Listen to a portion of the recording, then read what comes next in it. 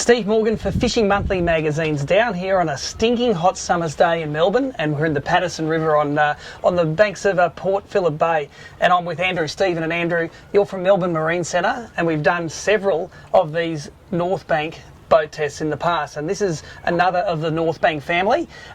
Take us through the 500 and what she's all about, mate. Yeah, no worries. So the 5 metre Northbank's where it starts in the Northbank range of boats, obviously. They put the same features they put into the larger boats into the smaller boat as well. So things like underfloor storage, underfloor fuel tank. The hull itself is foam filled. It's got a walk-through windscreen and deck, plenty of cockpit space to fish. It's rear quarter seats that fold down, and it's still nice and deep in the sides, and a nice safe boat as well. It seems to me, and this was the comment as we came down to the ramp, it looks like the 6 metre has just been shrunk by a metre, and I suppose the comments I have, this looks like a fully featured boat, but it's not at the same price level as those big boats. For me, if you own a tinny and you're tired of rough water and you want to get into some glass, this is a great entry-level boat in that Northbank range. What sort of price point do they start at? Yeah, so we can package one of these up for around the $39,000 mark, and that'll give you everything like sounder and radio, a 4-stroke engine on the back of it. You know, if your budget is a little bit more restricted, we can certainly build one, you know, down around that $36,000, $37,000 with a 2-stroke engine. That's on right. the back as well. The bigger boat, the 6 metre that had the 200 plus horsepower on the back, close to double that price. Yeah, that's right. That's right. Okay, so look, let's start at the back. Mercury released this new 2.1 litre 4-stroke probably around a year ago now. Yep. This is a 75. This is the smallest in that 2.1 litre range. How have they been in the market over the last year? Great. Yeah, we've had a good run with the Mercury product. It's been reliable. You know, customers are very accepting of the late model stuff with the 2.1 litre, you know, Tiger Shark range of engines that Mercury have produced, and you know, the performance is there. The big capacity of the motors pushes the boats along very well as well. So, and the fuel economy is exceptional. So. Yeah, look, when we did the head-to-head testing with Fishing Monthly, we found that there was basically no reason you'd want to buy a 2-stroke in the Mercury range as opposed to this. Have you had anyone come in and really not want the 4-stroke, want the 2-stroke? No, we've seen anything sort of 30 horsepower and above has all been 4-stroke these days, and people are more accepting of the 4-stroke technology and product now because they want the smoother, quieter, more efficient engine. So. Yep.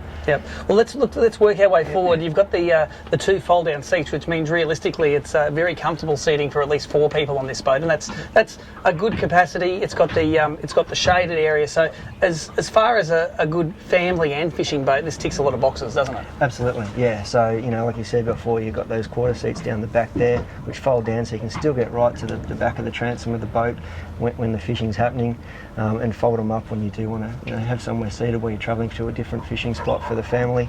Yep. Plenty of room, and you've still got protection further forward of the boat as well if you want to sit down in and get out of the weather. That's right.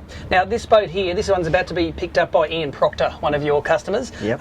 It's got a whole lot of options, and he's optioned probably around $10,000 worth of extras on that, and one of those things it's going to have is enough power to run a pie oven. Yeah. Tell me all about that. Tell me some of the extras that he's put on this boat, which has made it such a great little fishing boat. Yeah, so what Ian's put onto the boat is he's fitted a 12-volt power outlet here so that he can run his pie warmer. Yep. Obviously those cold winter days down here in Melbourne, he wants to keep himself nice and warm. The Viper drum winch up the front there, so no more back braking when he's pulling in his anchor. Yep. Fusion stereo, the Garmin 75DV Echo map, 27 meg radio, live bait tank, deck wash system, the stainless steel bait board, clipping carpet, front and side clears, the whole lot. So he's ticked every box on the options on the way down, hasn't he? He certainly built what we like to call a hamburger with a lot. So yeah. So look, it's a great little boat.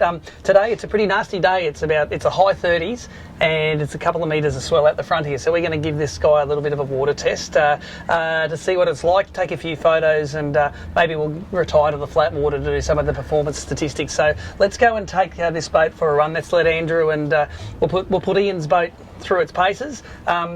All of the information that we do in these boat tests, we have a written test that happens afterwards in Fishing Monthly magazine. So if you search on fishingmonthly.com.au, you can read that written test, see all of the performance stats. And Andrew, Melbourne Marine Centre, what's the website if people want more information about this boat right now? It's melbournemarine.com.au. So the guys have got all the videos up on the side there, all the information you're going to need. They're a great Australian-built boat, great for Australian conditions, and this is the man to see if you want to get into one. Let's go and take it for a test.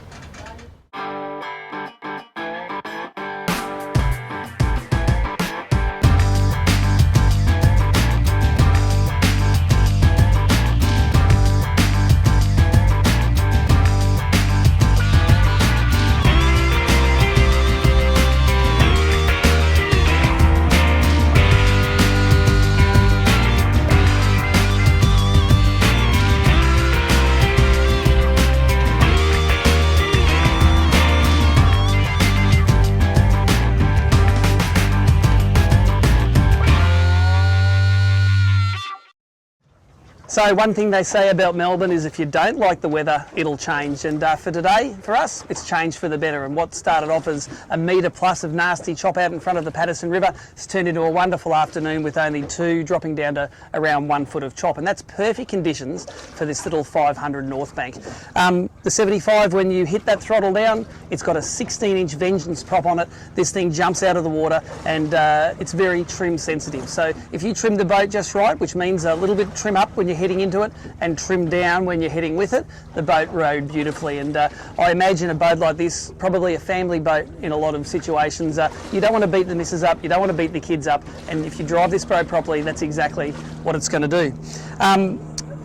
19 degrees of dead rise in this hull, that's fine. It cuts through this short, sharp chop that Port Phillip Bay can deliver.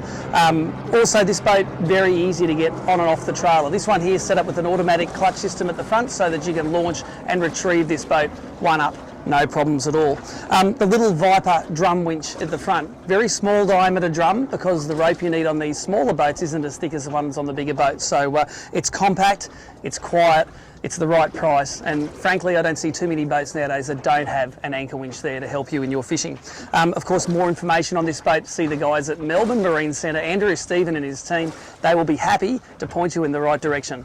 The 500 Northbank, what a great little boat.